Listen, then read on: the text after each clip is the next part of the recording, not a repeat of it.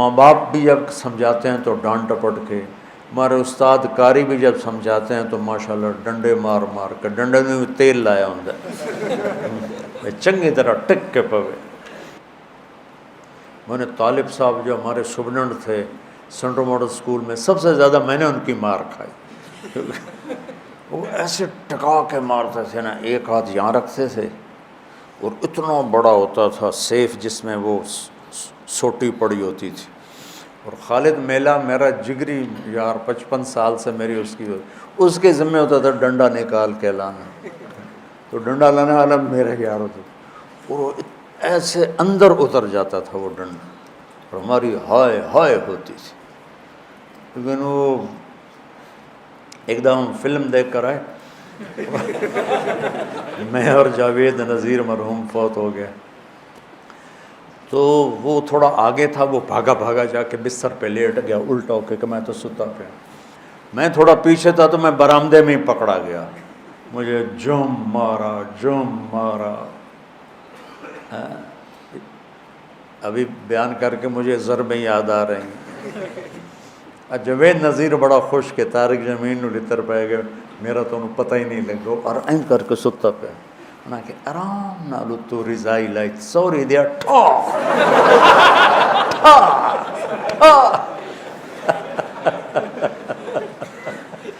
یہ بہت غلط طریقہ ہے، بہت غلط طریقہ، پتہ نہیں کہاں سے آ گیا۔ دینی مدرسوں کا بھی یہی حال ہے، اور یہ اسکولوں کا بھی یہی حال ہے، اور ماں باپ کا بھی یہی حال ہے کہ ماں باپ اپنی بات اتارنا چاہتے ہیں ڈنڈے کے ساتھ، شدت کے ساتھ، سختی کے ساتھ۔ کئی دفعہ میرے پاس معصوم بچیاں بچے جو وہ میرے نمبر، میرا پرچہ اچھا نہیں ہوا، اب میرے نمبر تھوڑے آئیں گے، میرے ماں باپ مجھے بون ڈانٹیں گے، میں کیا کروں؟ میں نے کہا پتر میں کی کروں، کوئی دم درود پڑا، اتنوں تعویذ دے ماں۔ وہ نادان ماں باپ ہیں جو بچوں کو کم نمبر آنے پہ ڈانٹتے ہیں۔ ان والدین نے اپنی سب سے قیمتی دولت برباد کر دی، اے پر، بی پر، سی پر۔ اس کو تعلیم تھوڑا ہی کہتے ہیں۔ تعلیم تو سمجھ کا نام ہے، رٹا لگا کے پڑھ لینے کا نام تو تعلیم نہیں ہے۔ ہمارا ایک دوست تھا ان پڑھ، اور وہ بہت بڑا کاروباری، سمجھ کا تعلق پڑھائی سے نہیں، تو اس نے کپڑے کے شرٹس کی دکان کھولی، تو اس کی بیوی پڑھی لکھی تھی، اس نے کہا دیکھو 1 shirt for 1 pound and 3 shirts for 2 pound، اے تو یاد کر لیں، جڑا گاہ کب تو انہوں اے آکھنا ہے۔ ٹھیک ہے۔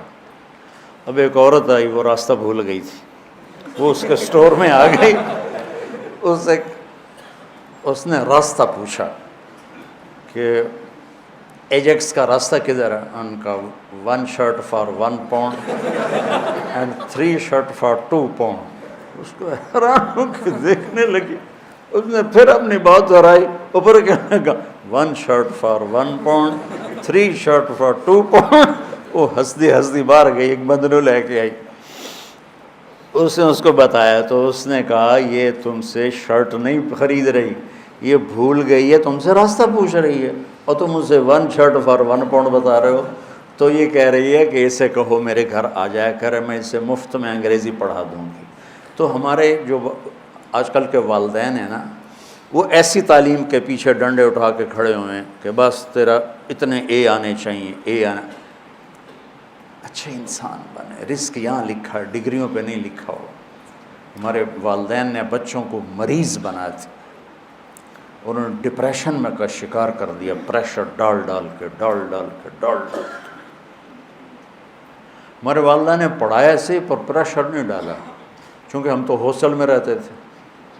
ایک دفعہ گورنمنٹ کالج لاہور ماشاءاللہ میرے 1000 میں سے 90 نمبر آئے۔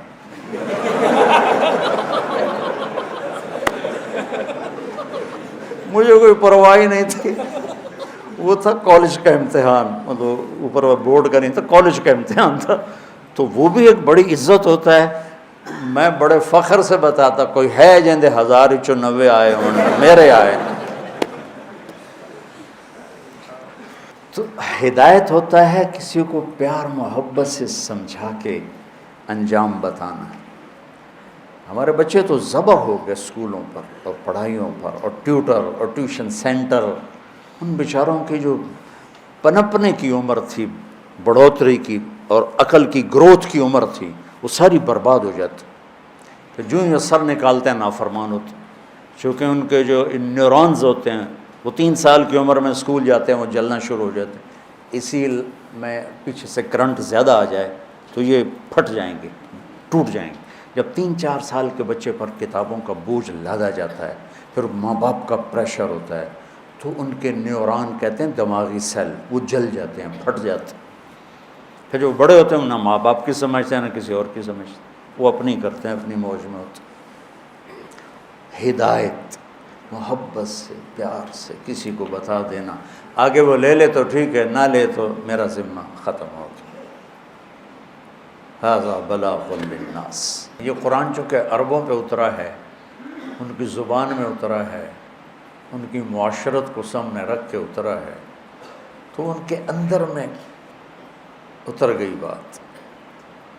ہدا سمندر میں پہاڑ کی اس چوٹی کو کہتے ہیں جو پانی سے باہر نکلی ہوئی ہو اور چمکدار ہو، سورج کی شعاعیں پڑنے سے چمکتی ہو.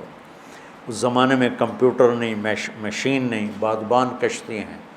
رات کو سفر کرتے تھے تاروں کو دیکھ کر، تاروں کی مدد سے سمت طے کرتے تھے، مشرق ہے مغرب ہے.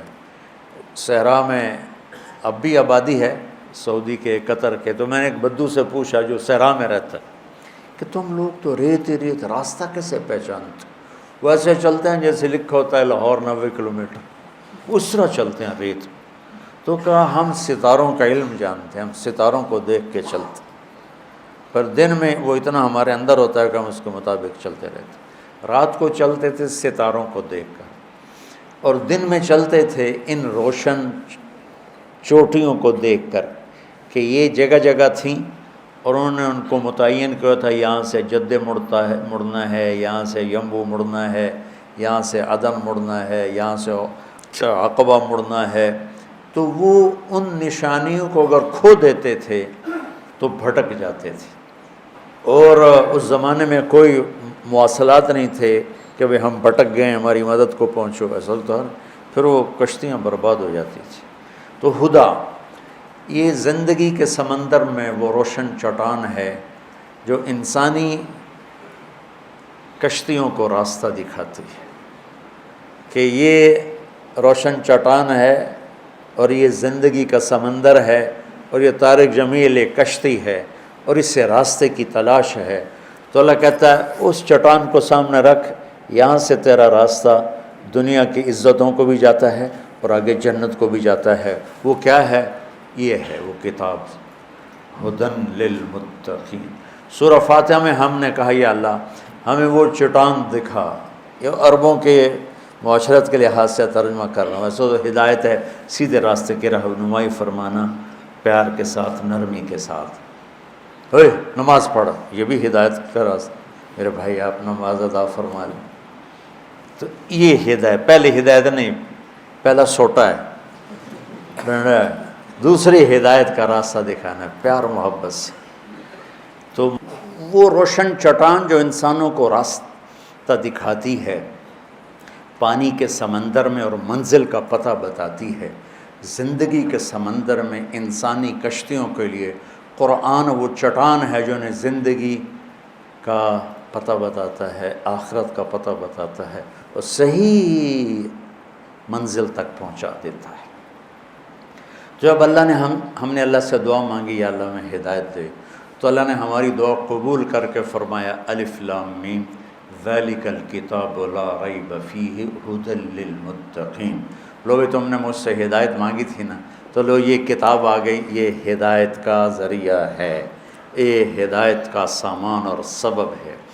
اور یہ ذالک الکتاب لا ریب فیہ میں ایسا دعویٰ ہے جو کائنات میں نہ کوئی کر سکتا ہے، نہ کرے گا، نہ کسی کے بس میں ہے سوائے اللہ کی. جو کچھ اس میں لکھا ہے اس میں کوئی شک نہیں. شک خود عربی زبان کا لفظ، ریب کا ترجمہ شک نہیں ہے. شک کسے کہتے ہیں کہ ایک آدمی وہاں وہ ملت روڈ پہ کھڑا ہے، اس کو پتہ ہی نہیں کہ مدرسہ حسنین کدھر ہے، تو کبھی ادھر دیکھتا ہے کبھی ادھر دیکھتا ہے، کبھی کہتا ہے یہ راستہ جاتا ہے، کبھی کہتا ہے یہ گلی جاتی ہے۔ اس کیفیت کو شک کہتے ہیں، اس میں یہ کیفیت شدید ہے۔ دوسرا لفظ ہے مریا، وہ بھی دماغی شک والی کیفیت ہوتی ہے، لیکن شک سے ذرا ہلکی ہوتی ہے کہ وہ اس کو تھوڑا گمان ہو جاتا ہے کہ یہ جو ڈبل روڈ جا رہا ہے نا، یہ جاتا ہے یہ ہے، اس طرح ہو گیا، ایک طرف خیال واضح زیادہ ہو گیا، ٹھیک، اس کو کہتے ہیں مریا۔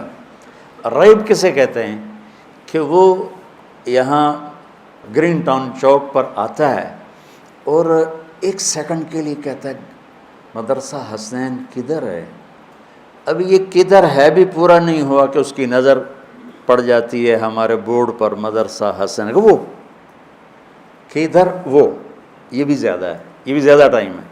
ایک لمحے کے تردد کو عربی میں ریب کہتے ہیں، ایک لمحے کی ابتدا میں تھوڑا تردد اور اسی لمحے کے آخر میں وہ تردد ختم ہو گیا، اسے عربی میں ریب کہتے ہیں۔